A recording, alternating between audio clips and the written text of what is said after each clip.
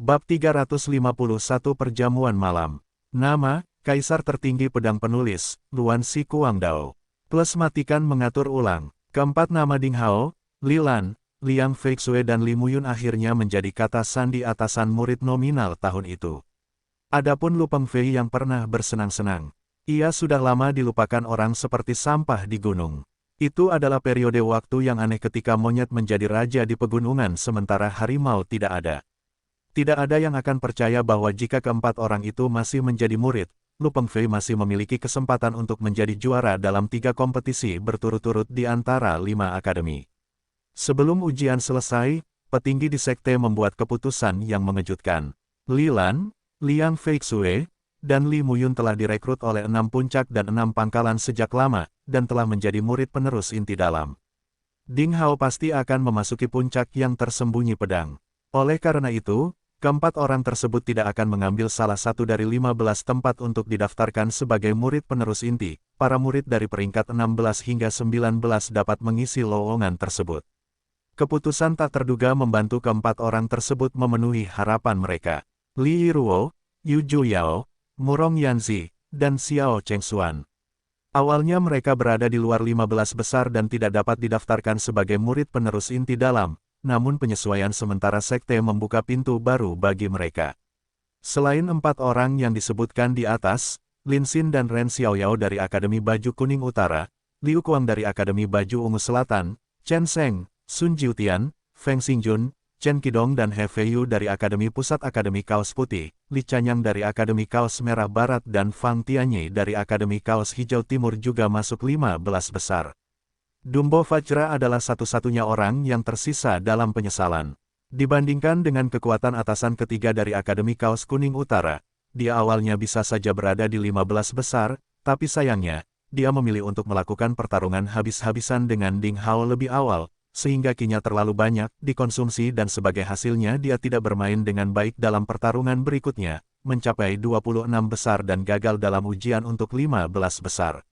Adapun 2 teman sekamar Ding Hao, Wang Xiaoqi tidak beruntung. Dia tidak pernah menghabiskan usahanya dalam berkultivasi. Dia tertarik berbisnis dan mendirikan dunia surgawi sehingga dia berkonsentrasi pada toko. Jadi, dia gagal dalam ujian untuk masuk 15 besar dan masuk ke dalam 300 besar, menjadi murid luar dari sekte pencari ilmu pedang, akhirnya mendapatkan kualifikasi untuk tetap berada di dalam sekte. Li Yunqi melakukannya dengan sangat baik dan masuk 50 besar. Meskipun dia tidak bisa menjadi salah satu murid penerus inti dalam, dia pasti masuk ke inti dalam dan bisa tinggal di sekte untuk melanjutkan latihan kerasnya dan mungkin dia akan menjadi tetua kehormatan di masa depan. Namun akan lebih sulit jika dia ingin membuat kemajuan lebih lanjut. Kecuali jika dia membuat kemajuan pesat dalam hal kekuatan seperti para pendatang baru yang maju ke depan. Tapi peluang seperti itu sangat kecil. Melalui berbagai ujian dan observasi dalam setahun terakhir, Sekte Pencari Ilmu Pedang telah dengan jelas menilai kepribadian lebih dari 2.000 murid, potensi, bakat, ketekunan dan bahkan keberuntungan, itu membuat pilihan akhir dengan benar. Dalam sejarah Sekte Pencari Ilmu Pedang, kecuali sangat sedikit monster yang akan berhasil di kemudian hari, hanya sedikit yang bisa maju ke depan. Dalam pertarungan gila berturut-turut selama lebih dari 10 hari, ujian akhir tahun yang berisik berakhir wajib. Nasib lebih dari 2.000 murid semakin kokoh pada saat itu. Ada yang senang, ada pula yang sedih. Beberapa orang menangis dengan sedihnya dan, dengan barang bawaan mereka yang terpencil, mereka harus meninggalkan sekte tempat mereka tinggal selama 1 tahun. Beberapa orang mengadakan jamuan makan untuk merayakan kemajuan mereka dan memberi selamat kepada diri mereka sendiri karena telah menjadi anggota sekte penguasa di Provinsi Salju. Dalam beberapa hari santai, area murid nominal memiliki suasana es dan api yang aneh. Pada malam ujian berakhir, halaman No. 8 Akademi Kaos Hijau Timur akhirnya ramai dengan kebisingan dan kegembiraan. Wang Xiaoqi mengadakan jamuan makan yang sangat mewah dengan biaya sendiri. Fang Tianyi, Li Yunqi dan teman-teman lain dari Akademi Kaos Hijau Timur, serta Li Lan, Li Chanyang, Li Yiruo, Xiao Chengxuan, Yu Juyao, Murong Yanzi, Lin Xin, Ren Xiaoyao, Dumbo Fajra dan lainnya diundang ke muncul di makan malam itu. Di luar dugaan banyak orang, Liu Kuang, manusia gila yang sombong dan penyendiri yang tidak pernah berhubungan dengan orang lain, pergi tanpa diundang. Api yang berkobar membubung tinggi ke langit, dan bau anggur serta daging beterbangan di halaman. Di luar halaman ada beberapa murid yang sedang terburu-buru untuk melaksanakan karnaval terakhir. Ketika mereka melewati halaman, mereka memandang tempat itu dengan penuh kekaguman. Orang-orang yang telah mendapat kualifikasi untuk memasuki halaman semuanya menikmati popularitas besar dalam ujian tersebut. Kecuali beberapa atasan di Akademi Pusat Kaos Putih yang absen karena hubungan buruk mereka dengan Ding Hao akibat kekalahan Li Muyun, hampir semua 20 besar lainnya muncul di halaman. Hubungan baik Ding Hao dengan orang lain diungkapkan dengan paling baik pada saat itu. Jika tidak, dengan wajah Wang Xiaoqi, yang tidak berusaha untuk mencapai kemajuan lebih lanjut, bagaimana mungkin begitu banyak orang jenius yang ditakdirkan untuk menjadi murid penerus inti dapat menghadiri perjamuan tersebut. Tawa gembira dan suara ceria terdengar dari halaman kecil. Mungkin dalam setahun terakhir, tekanan kultivasi dan ujian yang ada di mana-mana telah membuat semua orang berada dalam tekanan mental, jadi ketika mereka menjadi benar-benar santai, mereka berperilaku tanpa kendali. Ding Hao mengubah keadaan biasanya dalam menyembunyikan emosinya. Dengan sebotol anggur di satu tangan dan kaki ayam di tangan lainnya, Ding Hao dan Ren Xiaoyao, Superman dalam keberuntungan, sedang duduk di tanah dan memainkan permainan tebak-tebakan dengan keras. Ding Hao akhirnya mabuk dan membuat orang terkejut. Beberapa gadis termasuk Li Yiruo, Yu Juyao dan Murong Yanzi berkumpul untuk berkicau tentang sesuatu. Mata indah mereka menyapu murid laki-laki di samping mereka dari waktu ke waktu dan terkikik manis.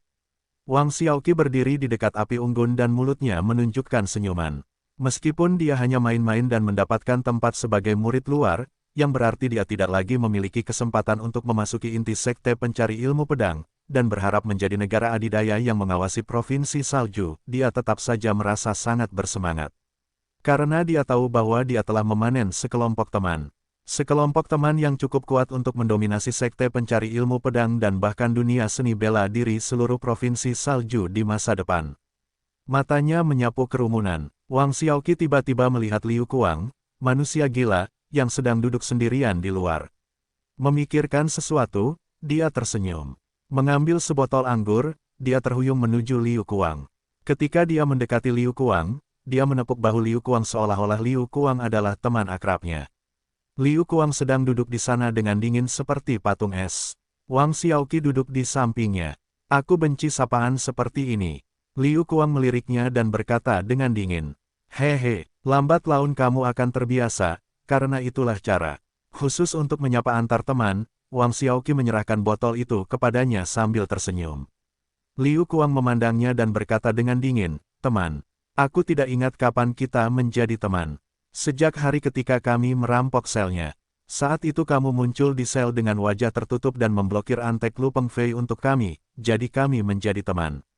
Wang Xiaoqi sama sekali tidak keberatan dengan sikap dingin Liu Kuang dan berkata sambil tersenyum, kalau tidak, mengapa kamu mengambil risiko dikeluarkan dari sekte untuk menyelamatkan Xiao Fan di sel jika kita bukan teman? Liu Kuang mengubah wajahnya, kamu salah orang. Saya belum pernah ke sana. Hahaha, ayolah Kuang-kuang kecil, jangan terlalu dingin.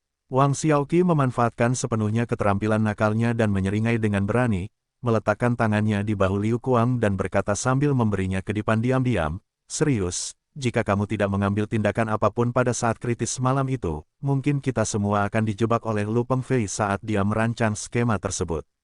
Hehe, orang lain belum mengenali Anda, tetapi saya mengenalinya pada pandangan pertama. Apa kamu tahu kenapa? Mengapa? Liu Kuang bertanya tanpa sadar. Wang Xiaoqi menyeringai, hahaha, kamu mengakuinya. Anda sudah mengakuinya. Baru saja kamu mengakuinya, bagaimana kamu bisa menyangkalnya? Wajah Liu Kuang menjadi hitam. Tanpa diduga karena kecerobohannya, ia ditipu untuk mengatakan yang sebenarnya oleh Wang Xiaoqi yang licik. Haha, karena kita berteman, mari kita berhenti di sini. Ayo minum. Kalau kamu selalu bersikap dingin seperti ini dan berwajah seperti itu setiap hari, kamu akan mudah disalahpahami oleh orang lain. Ditambah lagi, jika kamu berperilaku seperti itu, tidak ada gadis yang akan menyukaimu, Wang Xiaoqi berkata tanpa henti. Lagi pula, apakah kamu merasa malu berteman dengan kami? Anda tidak bisa hidup dengan wajah panjang. Liu Kuang mencoba menjauh sedikit karena dia tidak terbiasa dengan keramahan Wang Xiaoqi dan memiliki suasana hati yang hiruk-pikuk. Apakah Wang Xiaoqi seorang wanita di kehidupan sebelumnya? Wanita yang sangat bertele-tele, agar tidak diganggu oleh pria yang bertele-tele itu, Liu Kuang harus mengambil botol dan meneguk anggur. Hahaha, tidak apa-apa, ayo lanjutkan. Selamat minum. Wang Xiaoqi menjadi tidak pernah puas. Liu Kuang tidak berdaya, dan dia meneguknya. Aku tidak pernah menyangka kamu benar-benar bisa minum. Ayo, atas nama persahabatan, mari kita minum botol demi botol untuk melihat siapa yang bisa menghabiskan minuman ini.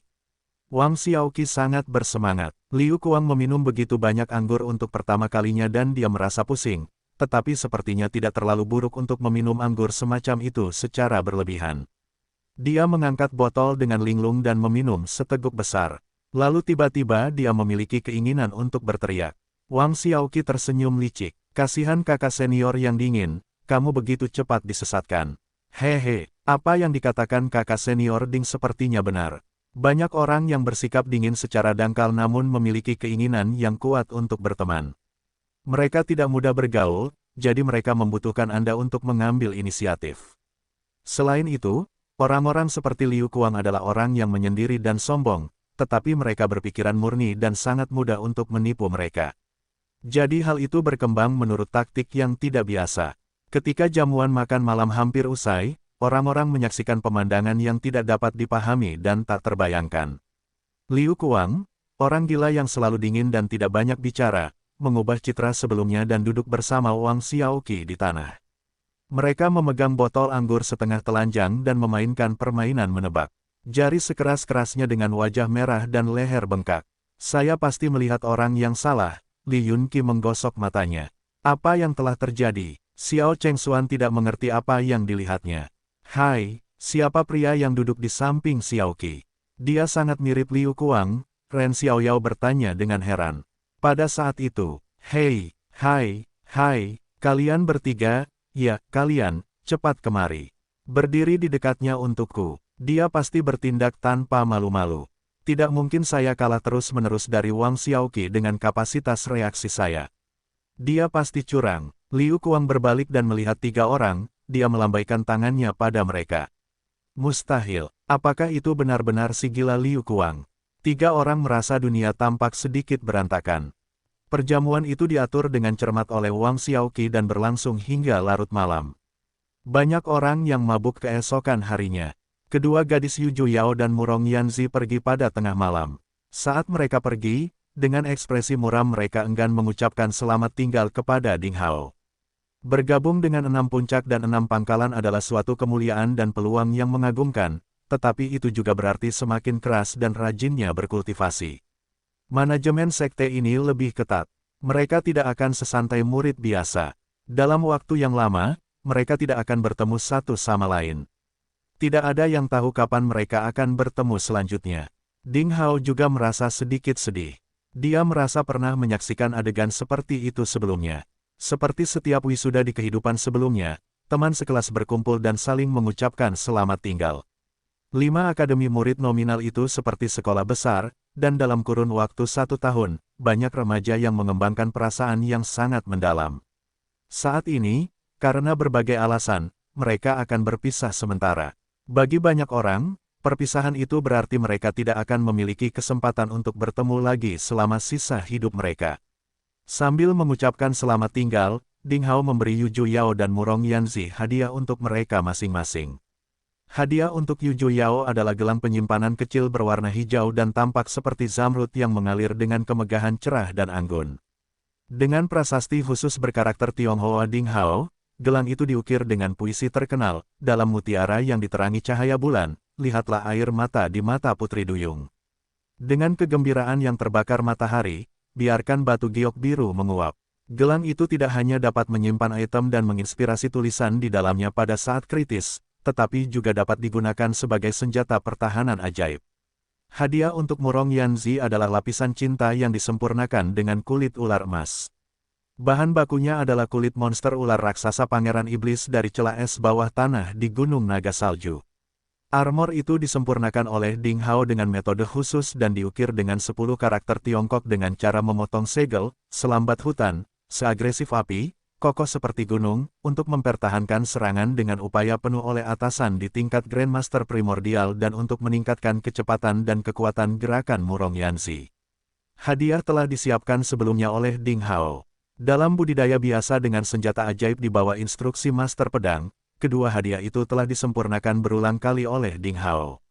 Bahan mentahnya diperoleh dari tubuh monster super dari celah es bawah tanah di Gunung Naga Salju dan merupakan bahan langka dan misterius. Selain itu, teknik pemurnian Ding Hao berasal dari keterampilan master pedang dari zaman kuno, sehingga kedua hadiah tersebut dapat dianggap sebagai karya seni berkualitas tinggi. Setelah mengucapkan selamat tinggal kepada kedua gadis itu, Ding Hao merasa tertekan dan segera mabuk. Itu adalah pertama kalinya Ding Hao memanjakan dirinya sepenuhnya dan mabuk sejak ia lahir. Kemudian dia memasuki kondisi mimpi redup, mengalami serangkaian mimpi aneh. Tidak ada yang tahu sudah berapa lama hal itu terjadi. Di pagi hari Ding Hao terbangun dalam keadaan linglung dan dia menemukan bahwa dia sedang berbaring di bangku batu. Dengan selimut kulit binatang, sinar matahari menembus dedaunan pohon besar menyinari wajahnya dan rasa hangat membuatnya merasa mabuk. Li Yiruo, dengan senyuman manis dan tenang yang langka, duduk di sampingnya dengan tenang. Dengan handuk putih di tangan gadis itu, dia membersihkan noda anggur Ding Hao dengan hati-hati. Dia lembut dan lembut, wajahnya yang cantik dan murni memiliki kecantikan yang luar biasa di bawah sinar matahari pagi yang keemasan. Saudara Hao, apakah kamu sudah bangun? Li Yiruo memberikan senyuman mempesona. Ding Hao membuka mulutnya dan merasa sedikit pusing. Dia duduk bersandar pada bangku batu dengan tangannya. Dia menemukan bahwa setelah pesta pora, seluruh halaman menjadi berantakan. Dia bahkan tidak tahu di mana Wang Xiaoqi dan yang lainnya berada. Hanya Li Yiruo dan dia yang ada di halaman. Ada sedikit rasa lelah di sela-sela alisnya. Rupanya dia tidak bisa tidur nyenyak. Kamu tidak tidur sama sekali. Tanpa alasan apapun, Ding Hao tiba-tiba merasa kasihan padanya, dan dia tidak bisa menahan diri untuk tidak memegang tangannya. Ada sedikit rona merah di pipi Li Yiruo. Namun, dia tidak menarik tangannya dan membiarkan Ding Hao memegang tangan kecilnya yang halus dan halus. Dia tersenyum dan berkata, kamu minum terlalu banyak tadi malam dan terus muntah. Anda juga meneriakkan beberapa nama aneh. Semua yang lain pergi, dan kakak senior Lilan memintaku untuk tinggal dan menjagamu, kalau kamu masuk angin. Lilan. Ding Hao terkejut beberapa saat. Dia bertanya-tanya apa yang direncanakan Lilan. Dia tahu bahwa budidaya Kisaya hampir mencapai tingkat Grandmaster Primordial. Bahkan jika aku tidur di atas balok es, aku akan baik-baik saja. Mengapa dia dengan sengaja meminta Li Yiruo untuk menjagaku? Ding Hao memegang tangan gadis itu secara impulsif. Dia merasa seolah sedang memegang benda terbaik di dunia. Tangannya yang lembut dan halus sangat mempesona. Ding Hao ingin melepaskan tangannya, tapi kemudian dia berpikir itu tidak pantas untuk dilakukan. Dia tidak tahu harus berkata apa untuk beberapa saat. Kemudian Ding Hao perlahan duduk dan berkata dengan santai, oh, apa aku menyebutkan banyak nama aneh? Apa yang aku bilang? Misalnya, Anda mengatakan, orang yang tidak mengenal Wu Tenglan menonton film dewasa, dengan sia-sia, pekerjaan meninggal terlalu muda, Anda harus makan jeli tahu asin, bakar para homoseksual ini, saya pedang siap berperang, untuk Demacia, ke bidang keadilan, dan seterusnya. Li Yiruo yang memiliki ingatan yang baik menirukan apa yang dikatakan Ding Hao dengan jelas. Ding Hao segera berkeringat. Demacia ada sesuatu yang baik-baik saja. Bagaimana aku bisa mengucapkan Tenglan dengan lantang? Untungnya gadis ini tidak tahu apa itu film dewasa, jika tidak, citra anak muda sukses yang sudah lama saya pelihara bisa saja hancur, pikir Ding Hao. Oh, kalau begitu aku tidak mengatakan sesuatu yang aneh. Ding Hao berkata dengan malu-malu. Li Yiruo menggelengkan kepalanya dan berkata dengan tegas, tidak. Oh itu bagus. Ding Hao menghela nafas lega dan dengan lembut mengendurkan tangan ramping gadis itu. Dia pergi ke sumur untuk mencuci muka dan kemudian merasa segar. Li Yiruo berbalik dan mengambil sapu untuk membersihkan halaman yang berantakan. Ding Hao berbalik dan melihat pemandangan itu. Itu mencapai bagian paling lembut di hatinya. Dia tidak sekeras itu. Untuk waktu yang lama, gadis ini setinggi seorang putri. Gadis yang dikagumi oleh hampir semua murid laki-laki dari 5 akademi itu terbiasa merendahkan segalanya. Namun, sejak kapan dia menelan harga dirinya dan mulai berkontribusi secara diam-diam? Dia membawakannya makanan khusus, mempertaruhkan nyawanya untuk menyelamatkan Zhang Fan, memukuli Jiang Feng dengan marah, dan bertahan di penjara yang suram dan dingin. Dia melakukan semua itu untuk siapa? Ketika mereka pertama kali bertemu, dia sombong dan mendominasi. Untuk siapa dia berubah total dalam waktu 1 tahun? Biarkan saja, Ding Hao mengambil sapu dari tangan Li Yiruo dan membuangnya ke samping. Yiruo, aku akan mengantarmu pulang. Selamat beristirahat. Oke, gadis cantik itu mengangguk patuh tanpa mengatakan apapun lagi. Lalu dia berjalan keluar halaman bersama Ding Hao. Malam sebelumnya sudah lama berlalu. Namun, tampaknya waktu semakin cepat dan puluhan tahun telah berputar di halaman besar para murid biasa. Ketika Ding Hao keluar dari gerbang, dia terkejut saat mengetahui bahwa 5 akademi yang sibuk telah berubah menjadi sunyi dalam semalam. Barang-barang keperluan sehari-hari ada di mana-mana dan beberapa di antaranya terbang tertiup angin. Hanya ada beberapa orang yang berkeliaran di jalan. Tidak ada kesibukan untuk berkultivasi, tidak ada jemaat di aula urusan militer, tidak ada geraman dari instruktur. Tampaknya kota itu telah berubah menjadi kota kosong dalam semalam. Ding Hao tahu itu karena banyak orang yang gagal pada akhirnya. Mereka harus mengakhiri karir mereka sebagai murid nominal dan meninggalkan sekte pencari ilmu pedang dengan sedih. Seluruh area dari 5 akademi akan dikosongkan untuk kelompok murid nominal berikutnya. Putaran lainnya akan segera dimulai. Pada masa itu, masyarakat cenderung merasa sedih. Tidak diketahui kapan tangan kecil Li Yiruo yang halus memegang telapak tangan Ding Hao lagi. Semuanya sangat alami. Mereka tidak berkata apa-apa, dan berjalan berdampingan di sepanjang jalan yang gelap. Pepohonan sudah membuka daunnya, rumput hijau di kedua sisi jalan setapak sangat indah. Ding Hao belum pernah merasa setenang ini sebelumnya. Mereka telah tiba di Akademi nomor 8 dari Akademi Kaos Merah Barat sebelum mereka menyadarinya.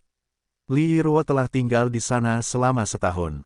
Ding Hao terkejut saat mengetahui bahwa Li Yiruo telah pergi ke akademinya berkali-kali, tetapi itu adalah pertama kalinya dia pergi ke tempatnya. Ketika mereka sampai di gerbang, 2 gadis cantik berjubah merah keluar dari akademi. Ada beberapa murid laki-laki yang bermartabat mengikuti mereka, yang sopan santunnya baik. Jelas sekali, mereka adalah para jenius muda yang telah berhasil dan bertahan di sekte. Di antara mereka ada Fang Tianyi dengan jubah kebiruan. Mereka keluar dari akademi dengan membawa paket besar sambil tertawa gembira. King Tan, Tianyin, apakah kamu akan pindah secepat ini? Li Yiruo bertanya. Li Yiruo melangkah maju dengan cepat. Kedua gadis itu adalah teman sekamarnya, yang masuk dalam daftar 200 teratas. Tidak buruk bagi mereka untuk memasuki inti dari sekte pencari ilmu pedang.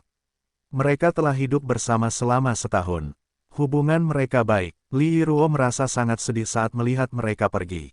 Hei, Yiruo, kamu akhirnya kembali. Kami telah menunggumu sejak tadi malam. Kenapa kamu tidak kembali kepada kami? Bagaimana kamu bisa melupakan janji kita? Kamu meninggalkan teman demi seorang laki-laki, keluh Tianyin, sepertinya tidak puas.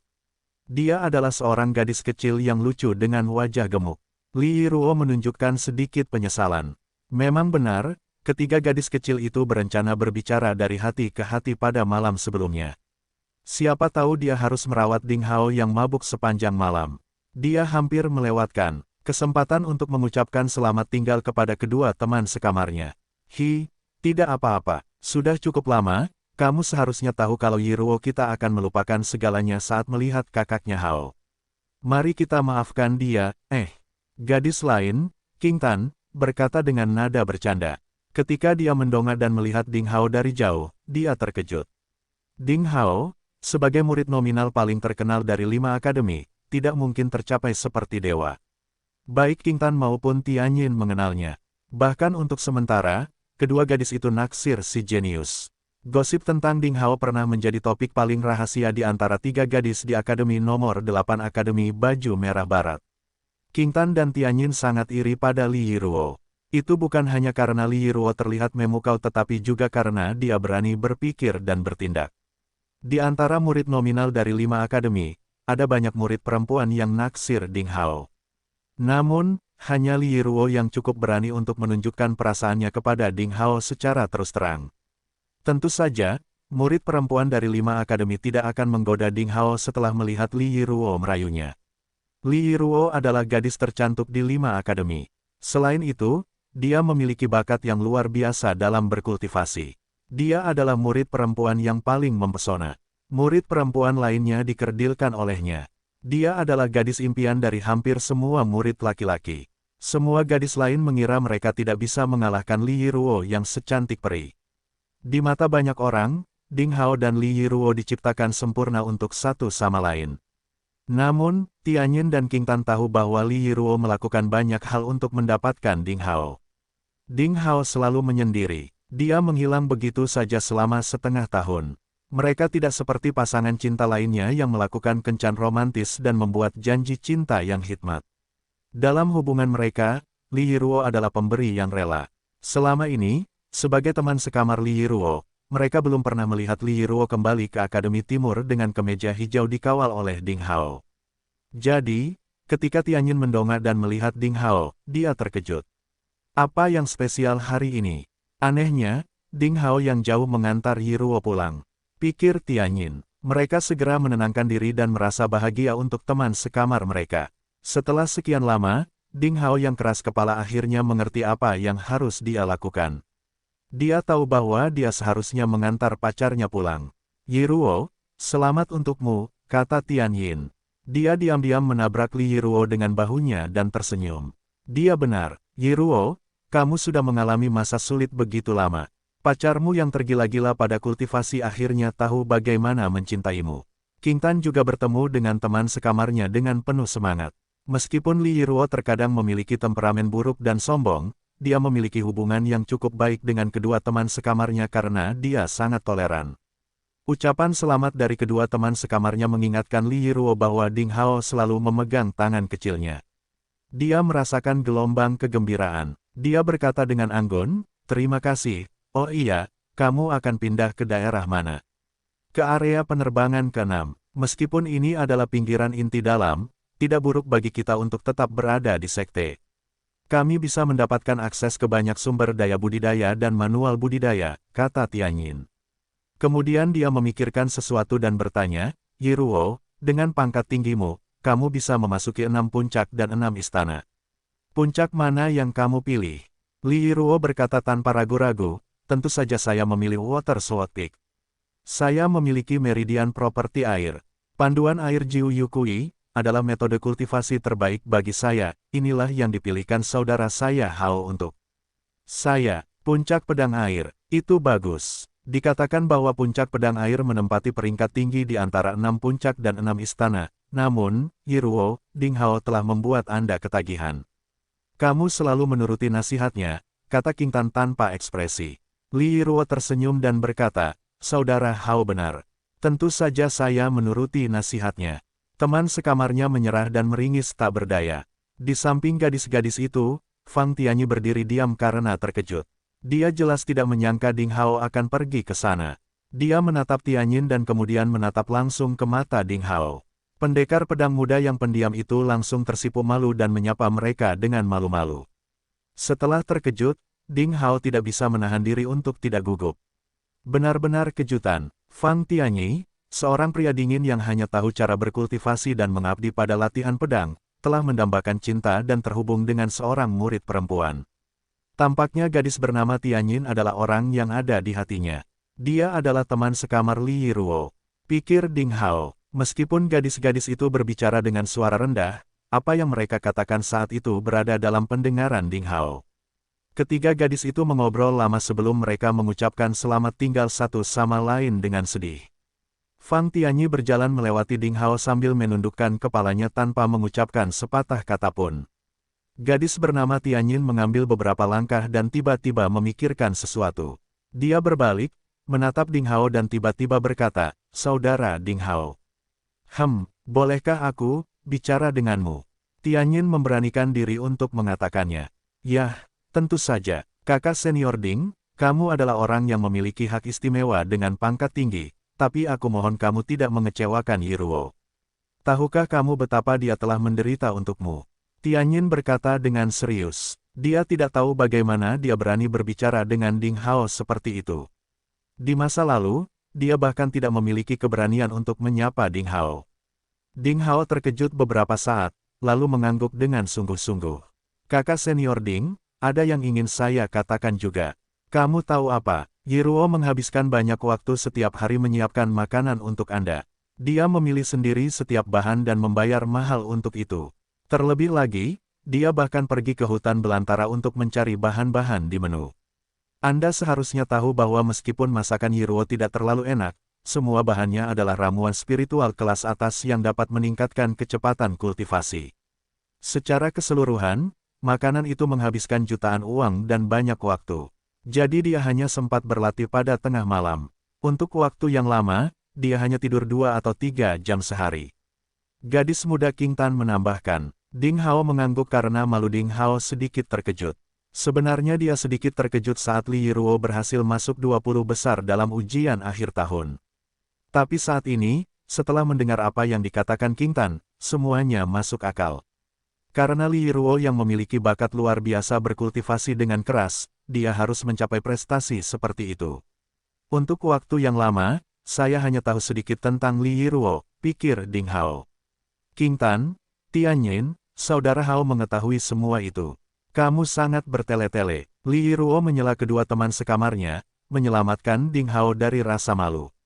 Tidak, Yiruo, itu benar, terima kasih sudah memberitahuku banyak hal. Saya benar-benar jahat sebelumnya, Ding Hao berkata kepada gadis-gadis itu dengan nada meminta maaf. Saya minta maaf.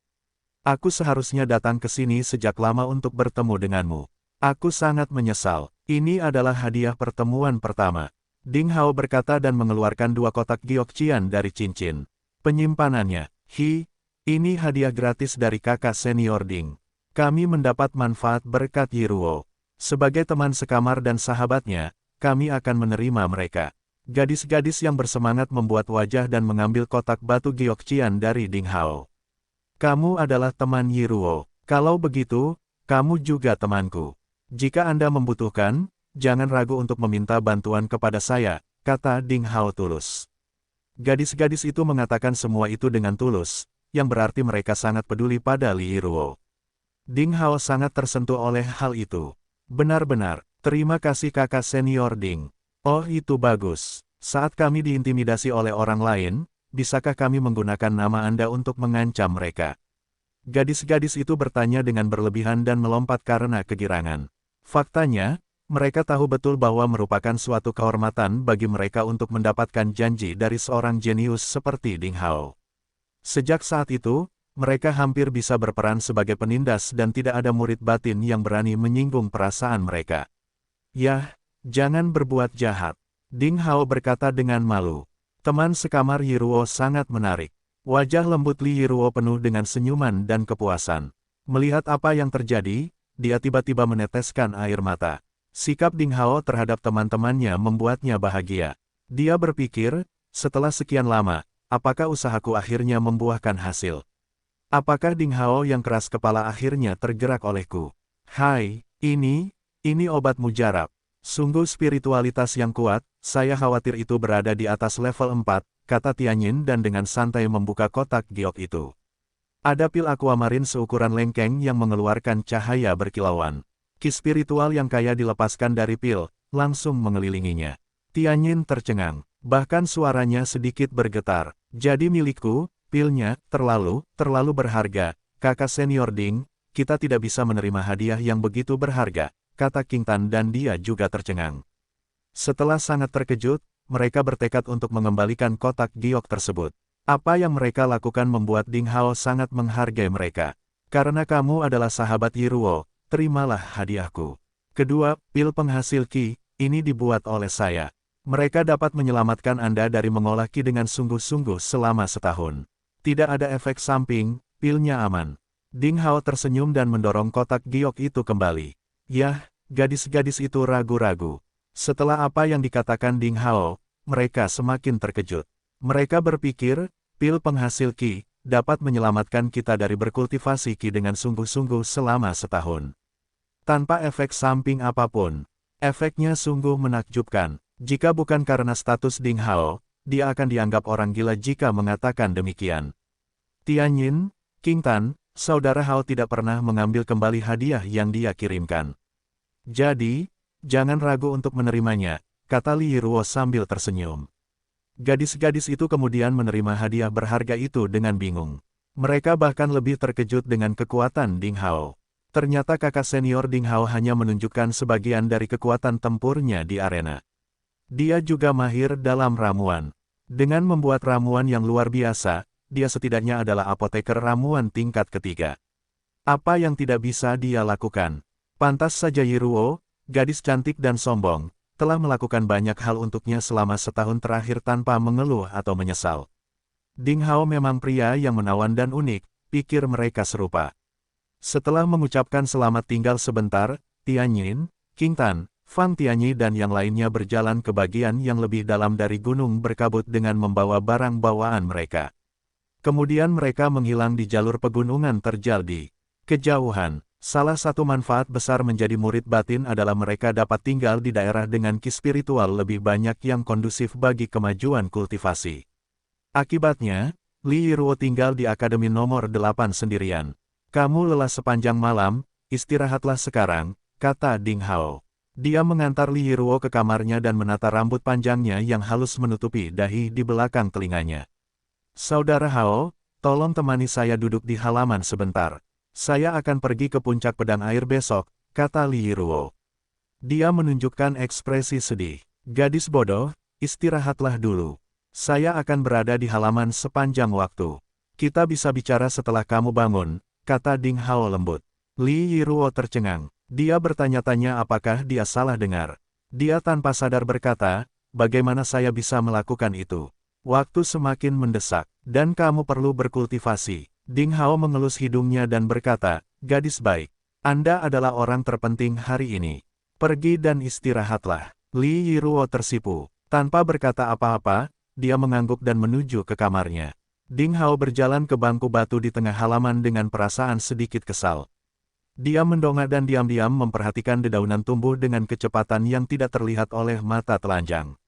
Sebuah pohon kuno yang besar menunjukkan vitalitas yang luar biasa.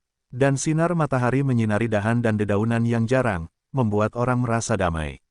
Setelah mengatur suasana hatinya, Ding Hao duduk di bangku bersila dan mulai menyalurkan ki di tubuhnya.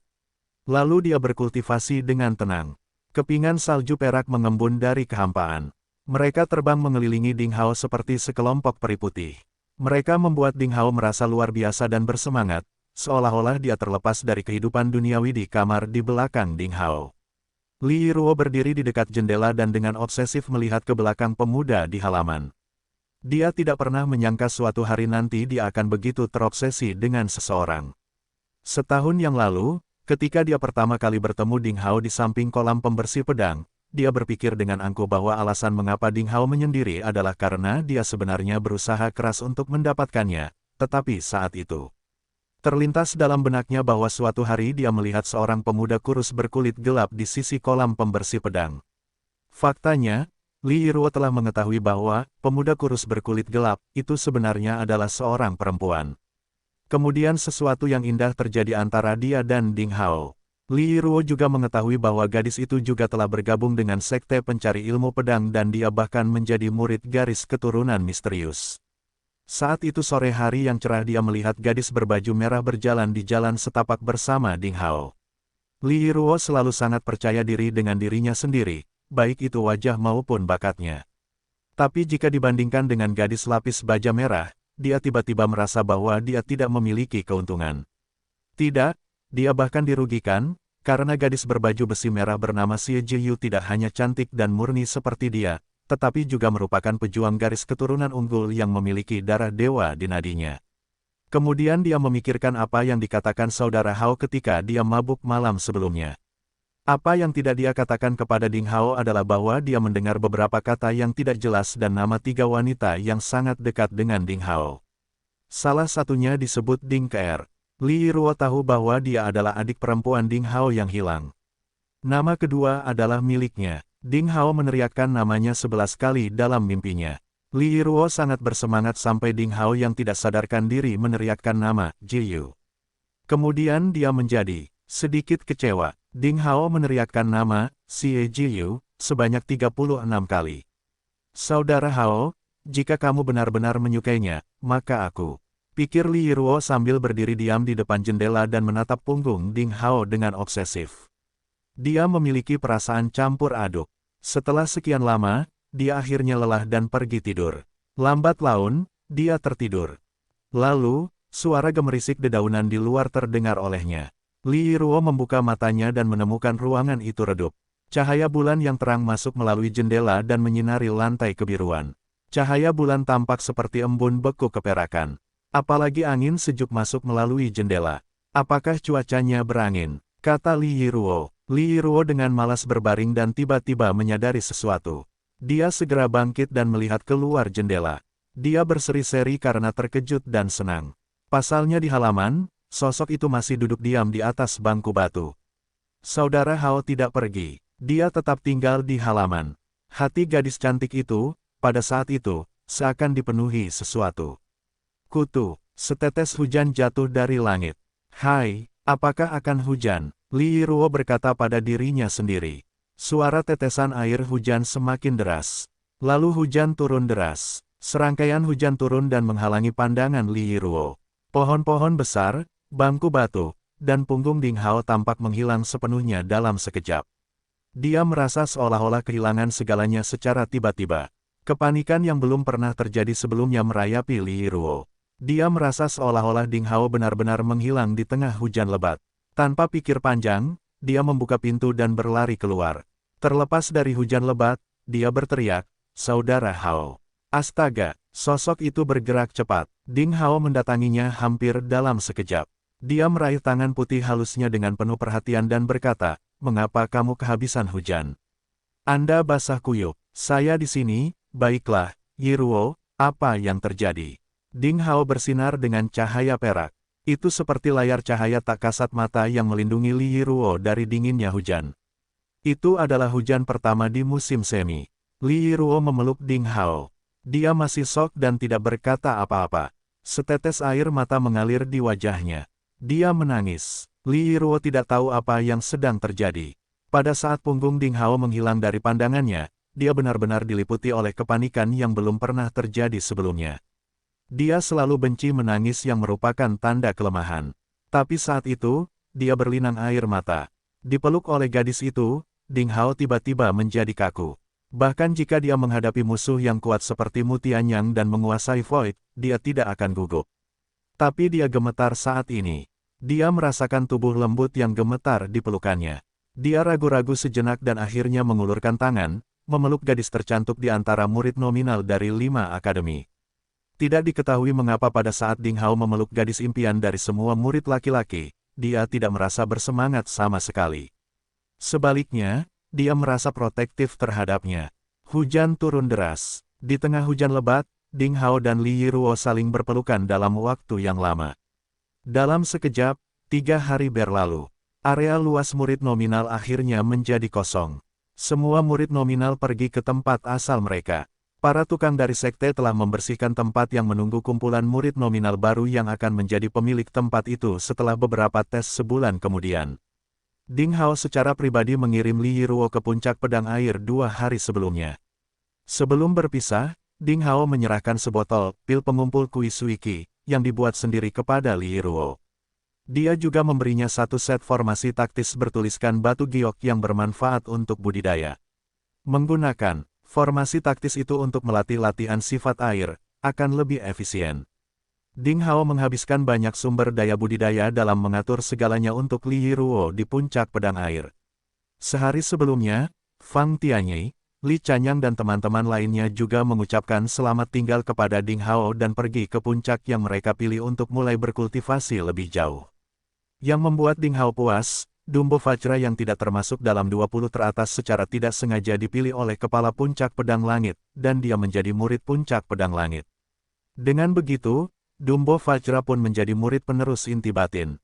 Selain itu, ia bergabung dengan Sky Sword Peak yang merupakan puncak paling kuat di antara 6 puncak dan 6 istana. Hal itu bisa menebus penyesalan banyak orang dibandingkan dengan kesibukan orang lain. Wang Xiaoqi hidup cukup santai. Sekte ini tidak ketat terhadap murid luar. Penugasan latihan sehari-hari mereka bahkan lebih rendah dibandingkan dengan tugas murid nominal.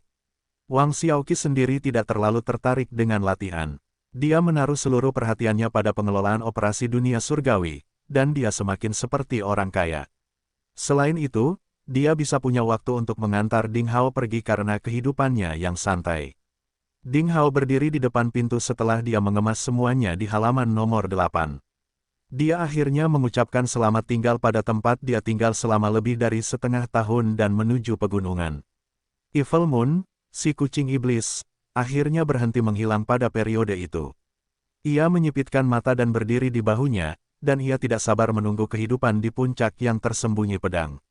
Wang Feng, yang dulunya adalah seorang ksatria hitam botak di desa Naga Darah mengikuti di belakang Ding Hao dengan riang. Identitasnya saat ini adalah menjadi pelayan Ding Hao. Sebenarnya, Wang Feng tidak pernah menyangka bahwa dia akan mampu berdiri di gerbang sekte pencari ilmu pedang suatu hari nanti. Selain itu, mustahil baginya untuk berharap bahwa ia dapat memiliki kesempatan untuk mengikuti Ding Hao, seorang jenius, dan memasuki puncak tersembunyi pedang dari legenda. Itu semua karena kucing yang dia sayangi dan takuti. Apakah itu takdirnya? Wang Feng mengikuti di belakang Ding Hao dengan riang dan bungkusan di punggungnya berisi beberapa peralatan khusus untuk melayani kucing Evil Moon. Dia jelas tahu saat ini bahwa jika dia bisa melayani dengan baik kucing yang berbicara itu, dia pasti bisa meroket dan mengikuti Ding Hao selamanya. Dari bandit bukit yang dicerca semua orang hingga posisinya saat ini, Wang Feng mengira kuburan leluhurnya pasti mengeluarkan asap. Dia puas. Ketika tatapan Wang Xiaoqi tertuju pada sosok Wang Feng, dia tidak tahu apakah dia harus tertawa atau menangis. Ding Hao membutuhkan seseorang untuk tinggal bersamanya dan mengurus kehidupan sehari-harinya. Dia telah menemukan beberapa gadis yang berperilaku sangat baik dan patuh, tetapi mereka semua ditolak keras oleh Ding Hao. Saya berharap pria botak ini bisa menjadi pelayan yang berkualitas, pikir Wang Xiaoqi diam-diam, dan mau tidak mau dia menceritakan banyak hal yang perlu diperhatikan dalam kehidupan sehari-hari di dekat telinga pria botak itu. Ya, saya ingat semuanya. Tuan Tujuh, jangan khawatir. Aku akan melakukannya. Wang Feng tersenyum lebar saat dia menjawab. Dia membungkuk dan menggaruk, menepuk dadanya dan menjawab kata-kata Wang Xiaoqi.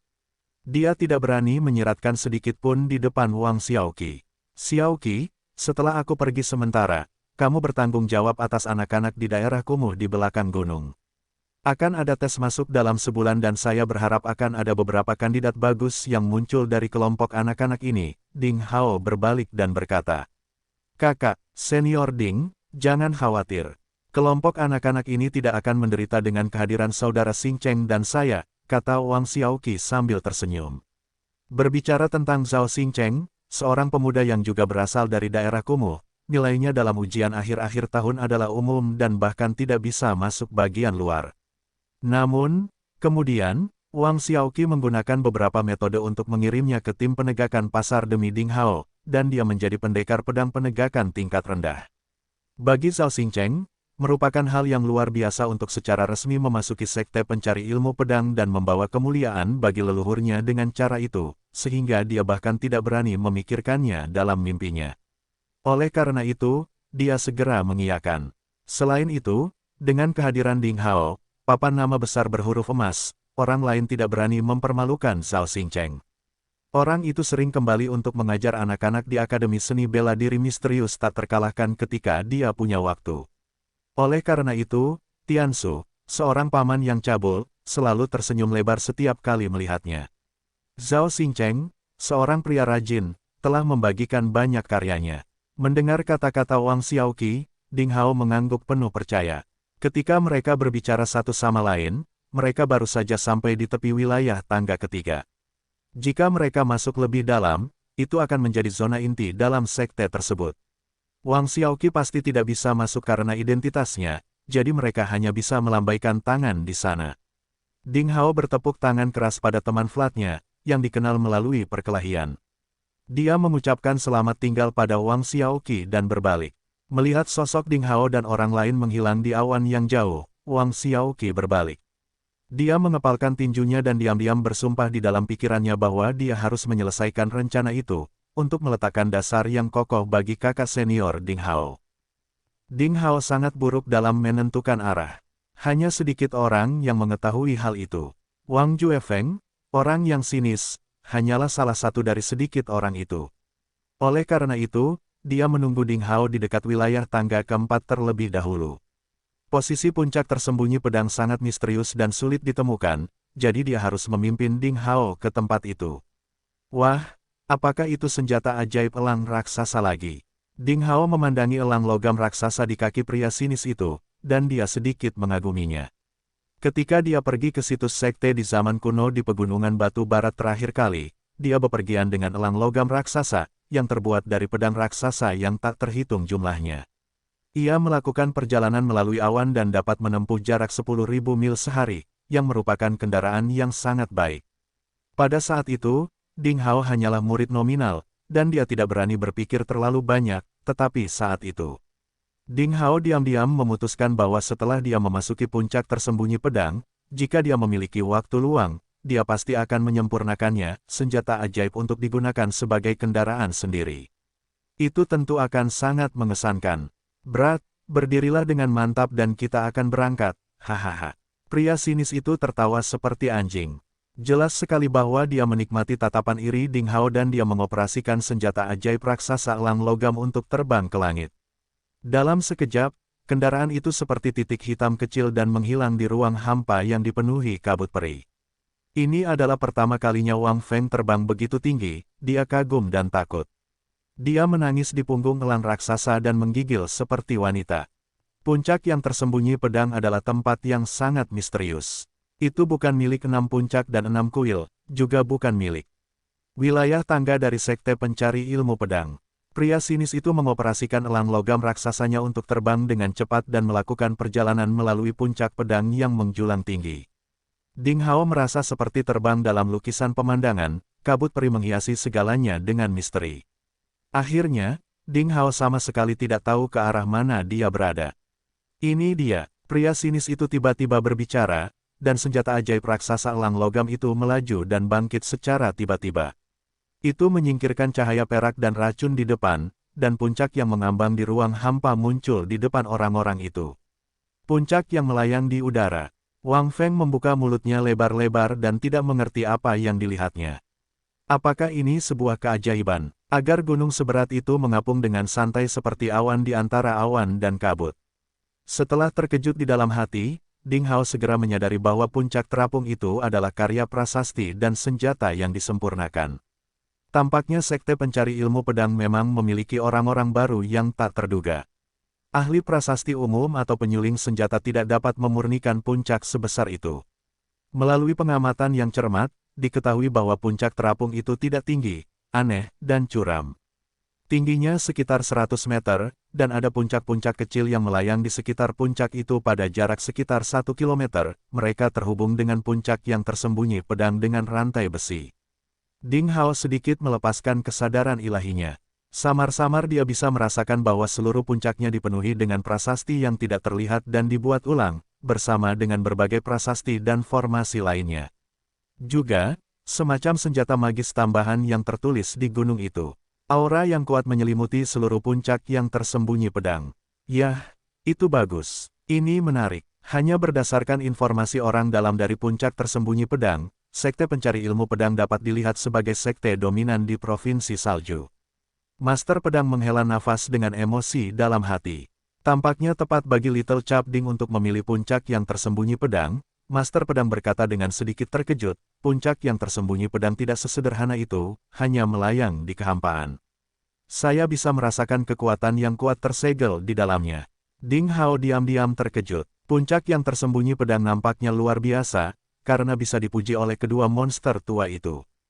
Tidak heran jika hal itu memiliki pengaruh yang tak tertandingi di tingkat tinggi sekte pencari ilmu pedang, meskipun hal itu tidak banyak diketahui orang. Hati-hati, ekspresi pria sinis itu menjadi bermartabat. Dia mengeluarkan token perak kecil dari dadanya dan menjentikkan jarinya untuk mengirimkannya. Wah, ia terbang menuju puncak yang tersembunyi pedang.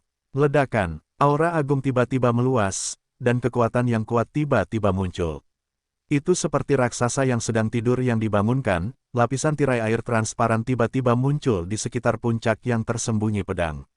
Token itu ditembakkan pada tirai air yang menakutkan, dan setelah jeda sebentar, sebuah terowongan oval terbuka.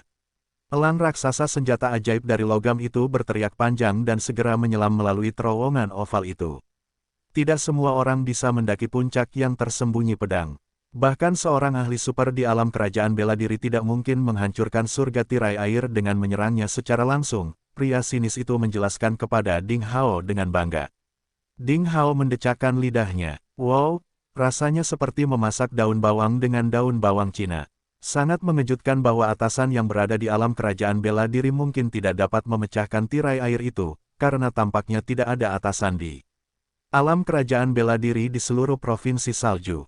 Apakah itu berarti tidak peduli seberapa kuat musuh yang ditemuinya, selama dia bersembunyi di puncak tersembunyi pedang, tidak ada yang bisa melakukan apapun padanya. Elang raksasa senjata ajaib mendarat di alun-alun seluas 100 meter persegi di puncak tersembunyi pedang. Tubuhnya bergetar, dan pedang panjang yang tak terhitung jumlahnya yang membentuk tubuhnya bergesekan dan berdenting. Tiba-tiba ia menyusut menjadi elang berukuran normal dan dengan fleksibel melompat ke bahu pria sinis itu. Melihat kucing gemuk Evil Moon di bahunya dan elang di bahu pria sinis itu, Ding Hao menghela nafas. Evil Moon memperhatikan ekspresi Ding Hao, dan kemudian tiba-tiba ia melompat dengan marah dan berkata, "Mengapa kamu menghela nafas? Apakah kucing yang mulia dan murni lebih rendah daripada burung konyol yang penuh dengan logam dan tidak dapat berbicara?" Segera setelah ia selesai berbicara, Master Pig sedang menunggumu di pondok jerami. Senjata ajaib raksasa elang mengeluarkan suara dingin dan mekanis dengan matanya yang berkedip-kedip dengan lampu merah. Evil Moon tiba-tiba terpaku. Bisakah burung mekanik raksasa itu berbicara? Pria sinis itu tertawa dan menunjukkan jalan di depan. Dia berjalan menuju tepi alun-alun kecil itu.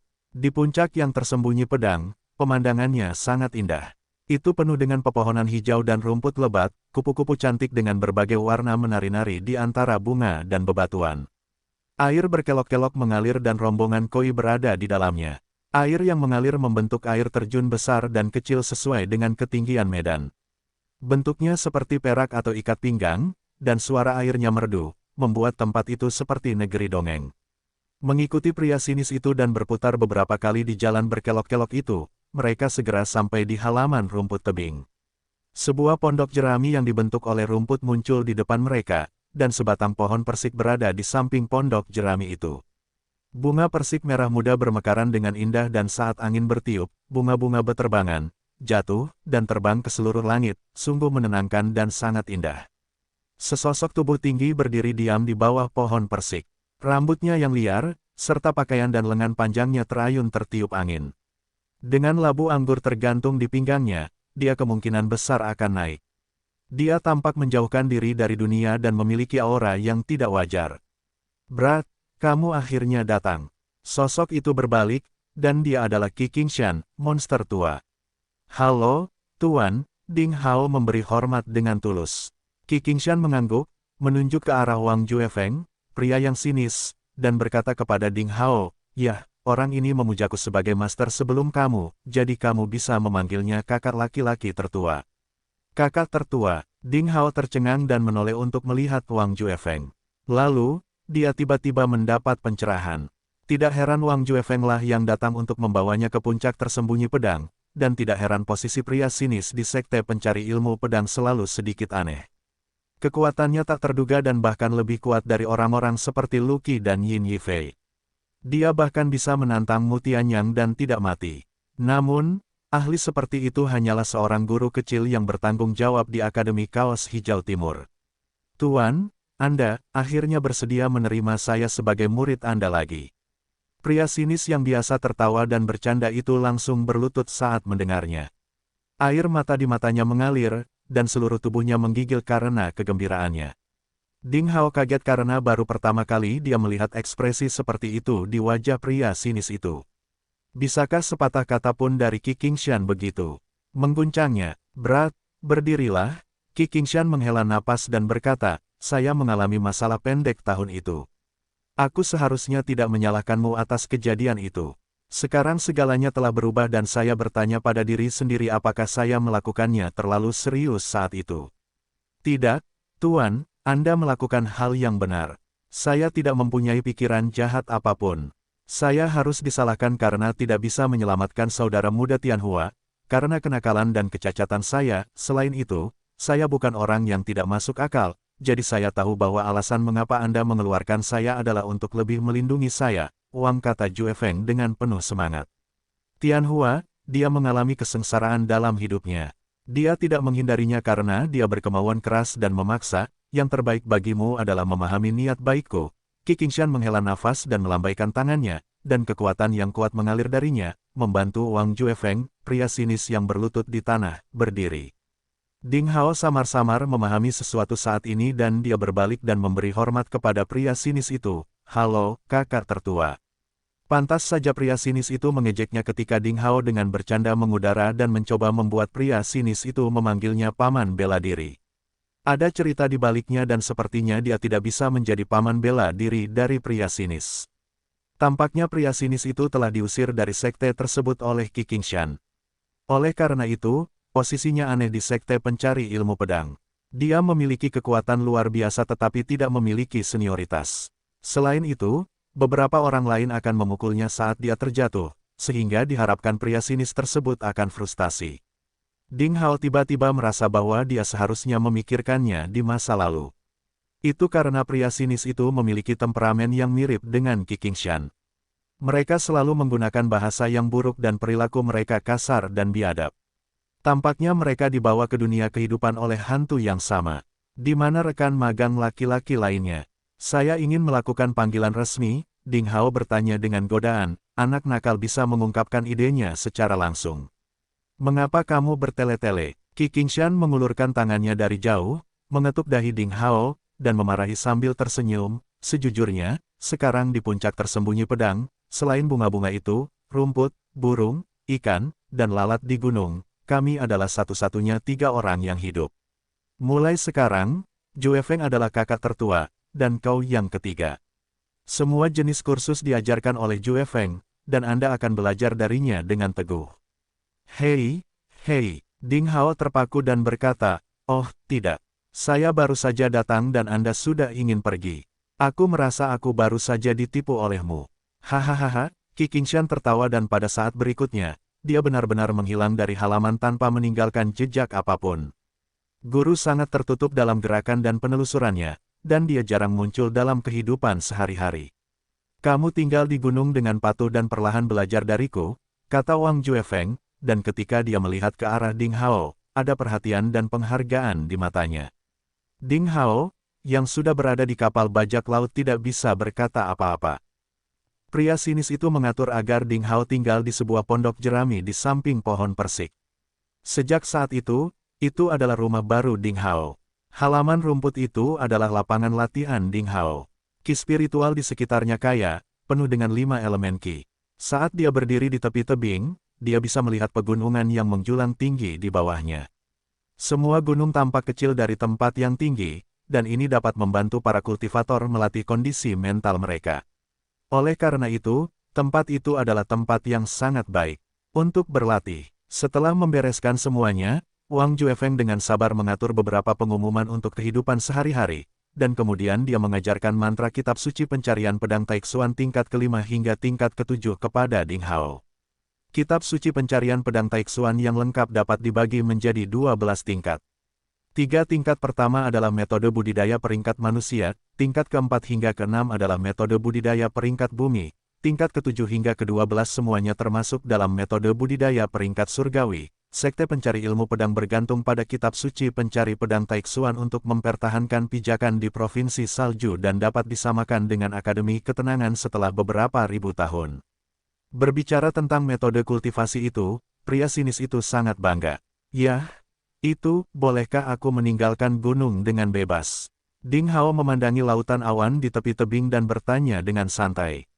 Pria sinis itu sangat marah hingga dia melompat setinggi 10 meter.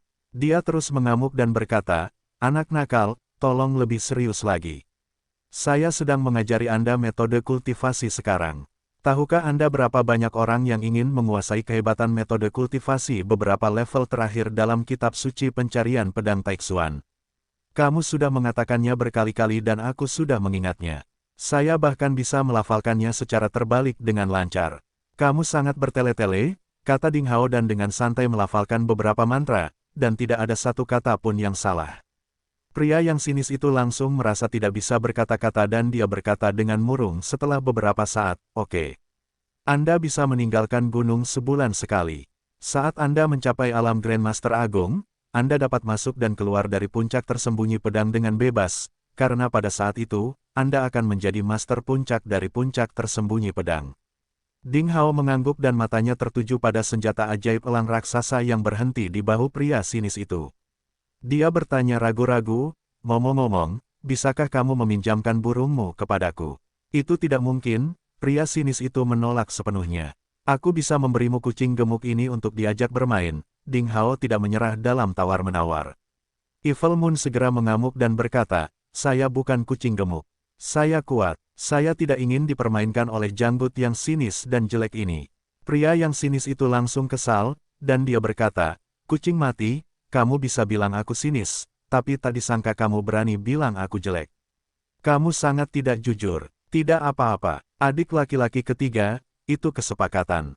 Kamu bisa bermain dengan burungku dan aku akan bermain dengan kucingmu." Ding Hao tidak bisa berkata-kata.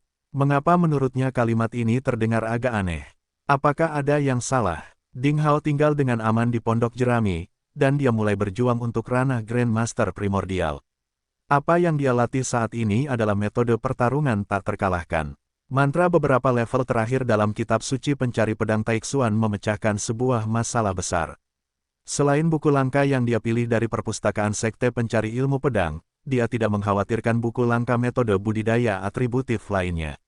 Ding Hao dengan hati-hati membagi waktunya dalam satu hari seperti sebelumnya. Amalan esensi hati, esensi perjuangan, dan esensi pikiran termasuk dalam mata kuliah wajib. Selain itu, dia harus berlatih memurnikan senjata, menulis, memurnikan ramuan, niat pedang, dan niat pedang.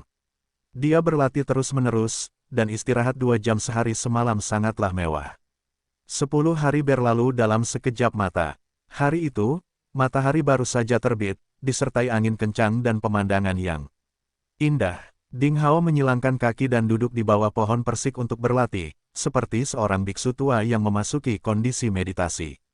Dia berada di saat kritis dalam memperjuangkan ranah Grandmaster Primordial. Ki bergemuruh dan beroperasi dengan kecepatan penuh di dalam tubuhnya, dan kekuatan terkuatnya terlihat untuk pertama kalinya.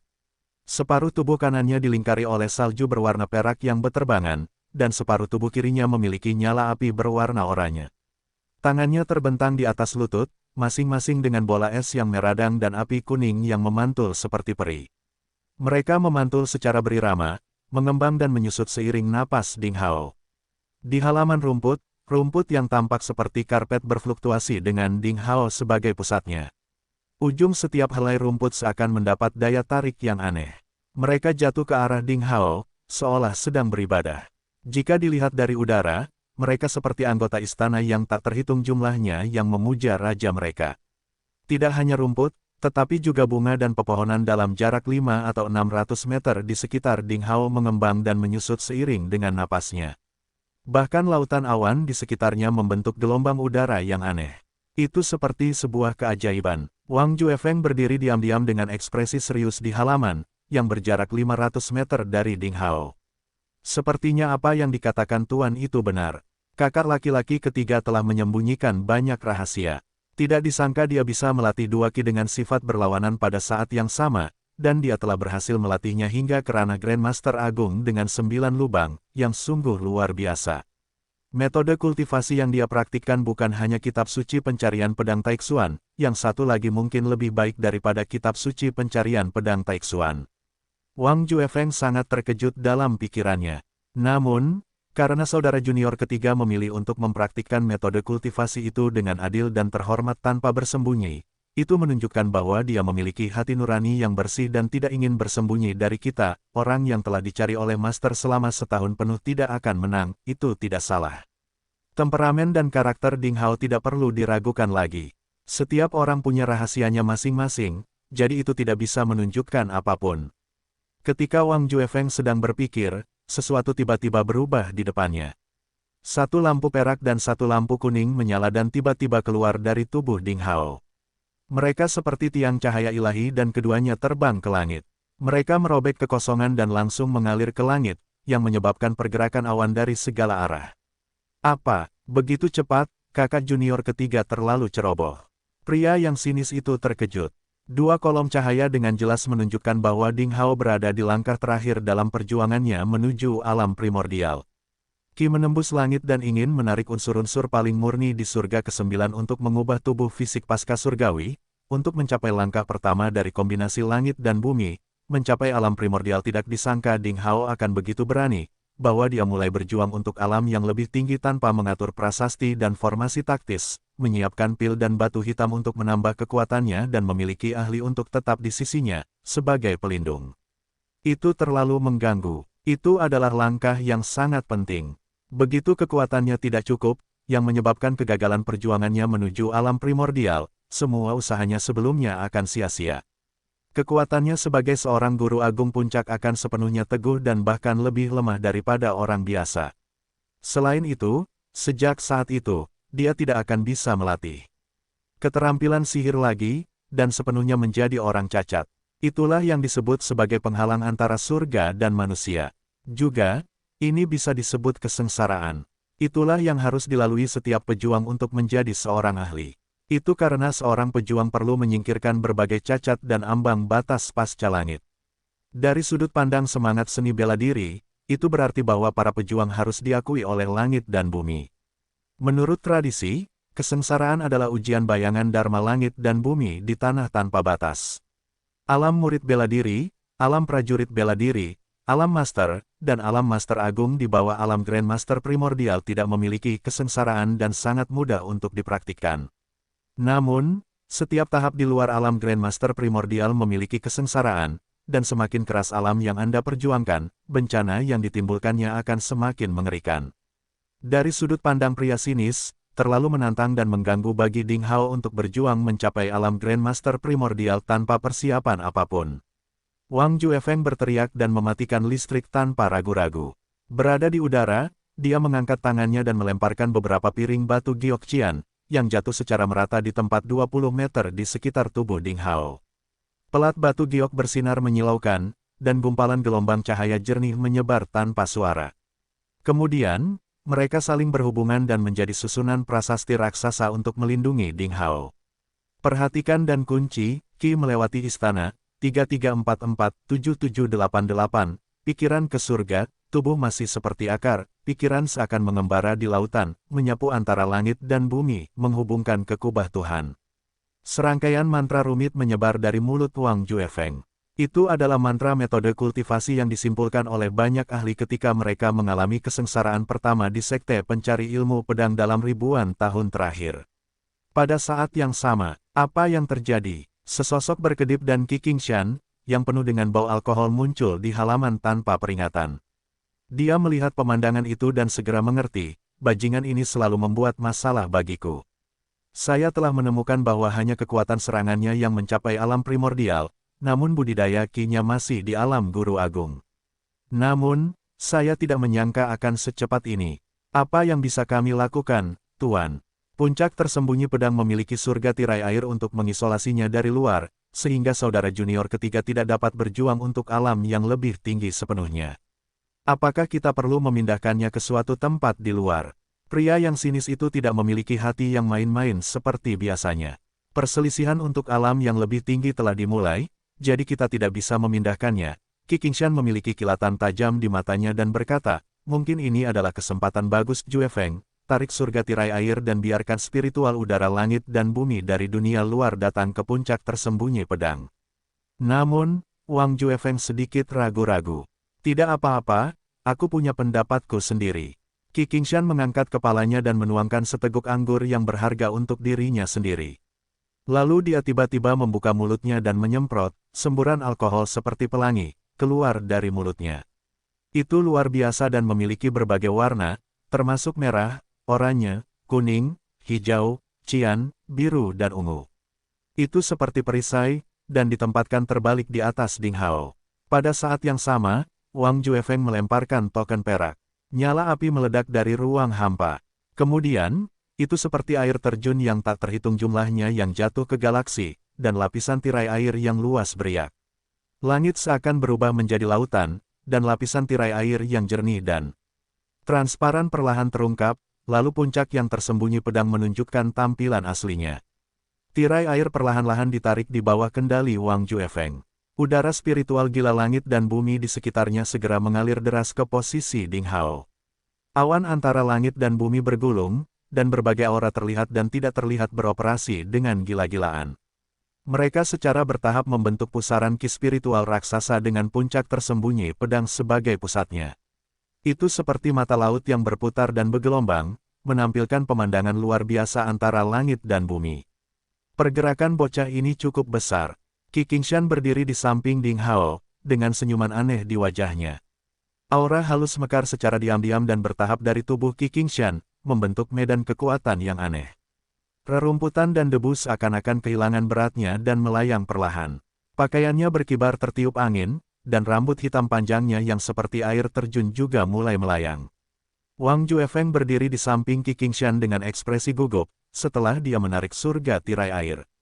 Penglihatannya terus bergerak bolak-balik, mengintip ke ruang kosong di sekitar mereka, dan dia mempertahankan kewaspadaan penuh dari awal hingga akhir. Waktu berlalu dengan lambat. Ding Hao duduk diam di bawah pohon persik sepanjang waktu, seolah-olah dia tidak mengetahui apapun dari luar. Pohon-pohon persik di sekelilingnya bergoyang dalam pusaran ki spiritual yang melonjak, dan kelopak bunga berwarna merah muda berjatuhan. Itu seperti tetesan hujan, jatuh di kepala dan bahu Ding Hao, yang sangat indah. Yang membuat orang merasa aneh adalah meskipun kelopak bunga persik berguguran satu demi satu, sepertinya tidak akan pernah habis. Bunga persik di pohonnya selalu lebat dan jumlahnya tidak pernah berkurang. Seiring berjalannya waktu, aura ki es neraka dan ki api surga yang melonjak di tubuh Ding Hao menjadi semakin kejam. Dua tiang cahaya keluar dari kepalanya dan menjadi semakin tebal. Seluruh tubuh Ding Hao secara bertahap terbenam sepenuhnya di dalam kolom cahaya. Kedua kolom cahaya itu terjerat dan ditekuk di ruang hampa, membentuk berbagai pola dan rune yang aneh. Mereka melengkung seperti busur dan terus memanjang hingga ke tepi langit. Itu seperti naga emas dan naga perak yang bertarung satu sama lain, dan mereka merobek lautan awan di surga. Fenomena tersebut penuh dengan momentum yang menakutkan. Ada dua kekuatan berbeda dalam satu tubuh, dan keduanya sangat kejam. Keterampilan kultivasi apa yang dipraktikkan bocah ini? Bahkan jika Qi Qingshan, monster tua, diberitahu, dia masih terkejut di dalam hati. Meskipun dia telah menerima Ding Hao sebagai muridnya, dia tidak mengajarinya metode atau gerakan kultivasi khusus apapun selain gerakan pedang pintu tertutup yang sebelumnya dia ajarkan kepadanya. Dia bahkan tidak memberitahunya bagaimana dia harus berlatih, dan jarang menahan perilakunya. Semuanya dilakukan sesuai dengan niat Ding Hao yang sebenarnya. Itu karena setelah pengamatan dekat selama 1 tahun, monster tua itu dengan jelas menemukan bahwa ketiga muridnya bukanlah orang biasa, dan cepat atau lambat mereka akan terbang ke langit. Selain itu, jelas sekali bahwa Ding Hao memiliki peluang dan metode kultivasinya sendiri. Jika dia ikut campur secara paksa, mungkin itu akan berdampak buruk pada latihan Ding Hao. Oleh karena itu, dalam 10 hari terakhir, meskipun Qi Qingshan tidak muncul, dia sebenarnya terus mengamati Ding Hao secara diam-diam. Akhirnya, dia memilih untuk memaksakan gaya mengajarnya yang bebas, memungkinkan Ding Hao melakukan semuanya dengan bebas.